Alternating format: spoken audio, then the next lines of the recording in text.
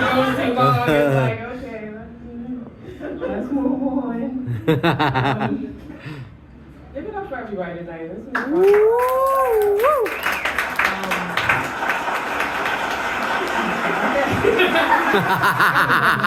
Okay.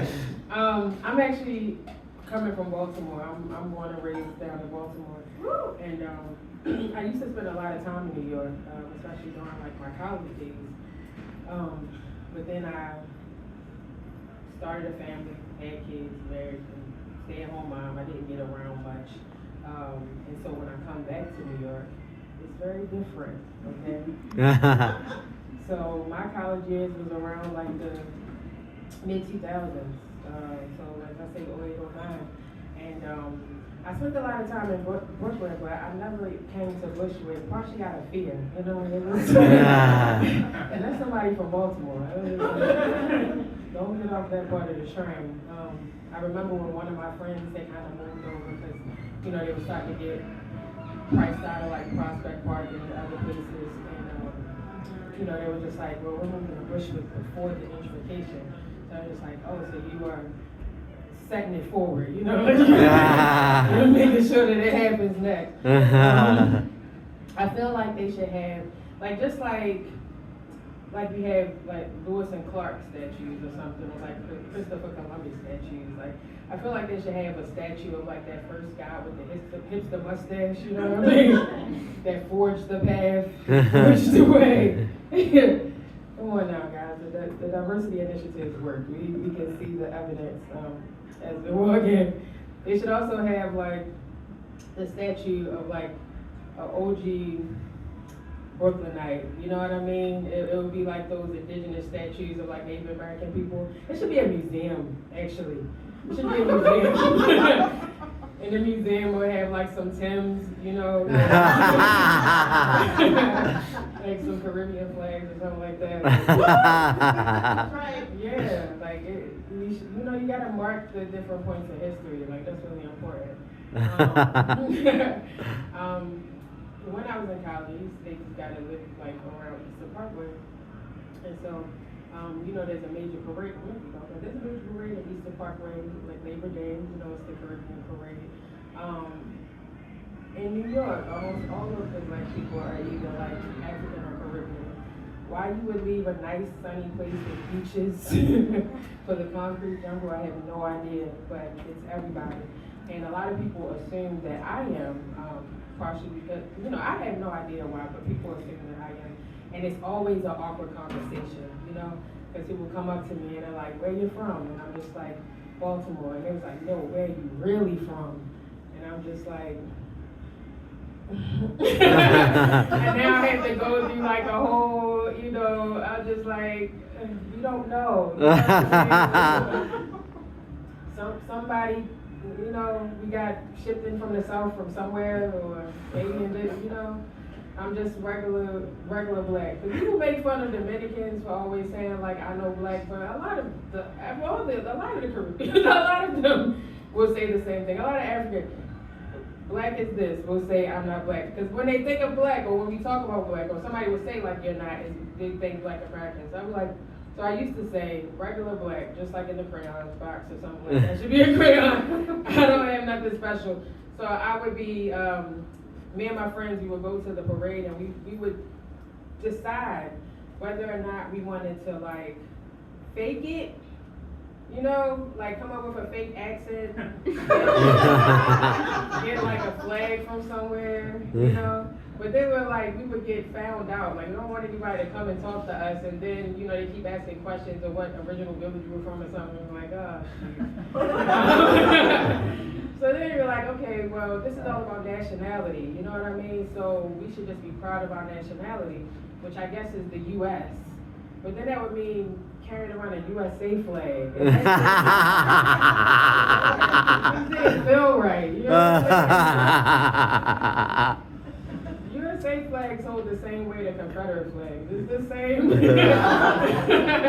And now that they took away the Confederate flags, Trump 2024 flags, it's the same energy. It would have felt weird, like, going there doing that.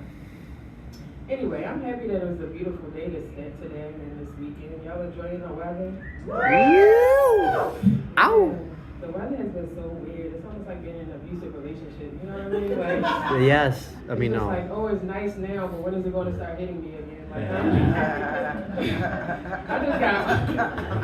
I have all my clothes out. Like, you know, I have a bin where I take my winter clothes out, put my spring clothes in, spring clothes, winter clothes. Right now, there's both spring and winter clothes in my bin. There's spring and winter clothes and summer clothes in my, like, hung up. I just don't know what to do with myself. But I feel like it's very today. You know what I'm saying? Like, it's very today. Like, I always say the weather is very 2025. It's very you know? It's like today's weather, climate change weather, like everything is on a spectrum, you know what I mean?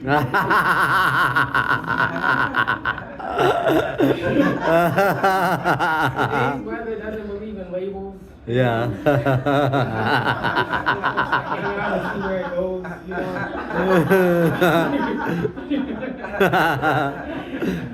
Today's weather is like, it's winter but identified as spring. You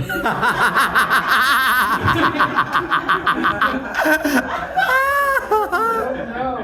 You just don't know. And my body has changed a lot over the years. I'm like perimenopausal, you know, so I looked the exact same from 13 to 33. Like I was like 120 pounds. And then out of nowhere, I just gained a lot of weight. And I told you I have children. I have 3 children. And my children were a part of this weight gain journey. And it confused them a lot, particularly my youngest child, right? For about the past 3 years, she's asked me when the baby was coming. Okay? Oh no. So like yesterday, I you know, because it's like when spring comes, it's almost like you gotta defrost. You know what I mean? So like I came up here earlier this week, and I caught the Chinatown bus, and I was getting off the bus. And my thighs were burning, and I was just like, I didn't even walk this much. Like, why are my thighs burning? Like, for to run together. And then I finally got to some place, and I kind of looked at it, and it looked like there was bugs. So I was freaking out, thinking I got bit by like bed bugs. I was like, the Chinatown bus got me, and but it was just friction. It was just friction, and yesterday, so I had this outfit, and it kind of was like.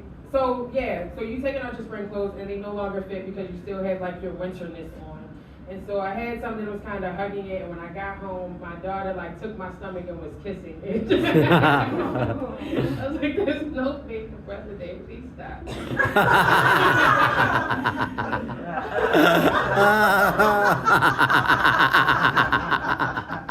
But my youngest daughter, she loves me so much. She really does, and I'm honestly very emotionally unavailable. You know what I mean? They're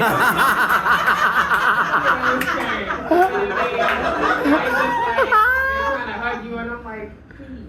I'm really stimulated. Like, and so I had to ask her because she was just like, you know, saying how much she loved me, and I was like, what do you love about mommy so much? What do you love about her so much? And she was like, because you look like a rabbit. She was like, I'm sorry, a bunny rabbit. And then I realized she just thinks I'm adorable. She thinks I'm adorable. I live in an interesting neighborhood in Baltimore. It's like single family homes, and you know, it's kind of like a black middle class neighborhood or whatever.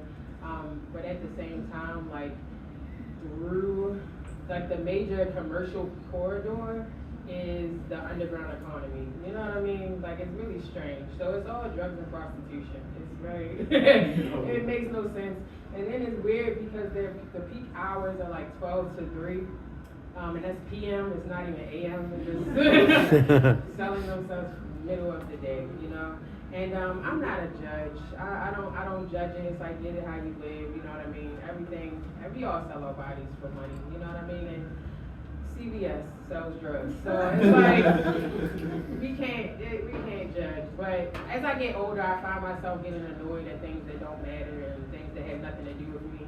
So the main thing that gets on my nerves is how I know that, you know, they're prostitutes, and it's because their shoes don't fit. You know what I mean? Their bodies fit. you know, I too am a consultant, I'm a creative business consultant. It's just like investing in business, you know what I mean? Put some, you know, thought into it or something, I don't know. And you know, a lot of them, you also know because like the wigs are always a little disheveled, you know what I mean? The clothes are often mixed matched, and you know, I don't do my hair, I don't do anything with my hair, but I don't pay to not have anything done with my hair, you know what I mean? So it just kind of bothers me when people have like messed up wigs. So anyway, so it was this woman, you know, this lady of the night, well, lady of the mid-afternoon walking down the street. And the daughter I just told you about, she was like, oh, mommy, she looks so beautiful. And 3 mom thoughts like popped in my head, you know. So the first mom thought was like, oh, children are so innocent. She's saying the beauty of this woman while I'm judging her unfitting shoes, you know, like that's so awesome. And then the second thought, I had a little bit of mom guilt that I kind of have them on this corner that has this activity happening that the people that are living it don't necessarily want to be a part of it. And then the last thought, like I really looked at it, you know, and I looked at the wig, the disheveled wig. She had, again, mismatched clothes, tights, holy tights, makeup all over the place, you know. And I was like, you know what, this is peak 6-year-old beauty standard. You know what I'm saying? Like when 6-year-olds really get themselves together, you know, they playing dress up, they put makeup all over the place, shoes that don't fit somebody's wig. So I said, it tracks, it's fine. 6-year-olds give cheap prostitute and it is what it is. Y'all have a good rest of your day. I enjoyed it. Yes, yo, you're the man, you know, deep chicks, pigeon toes,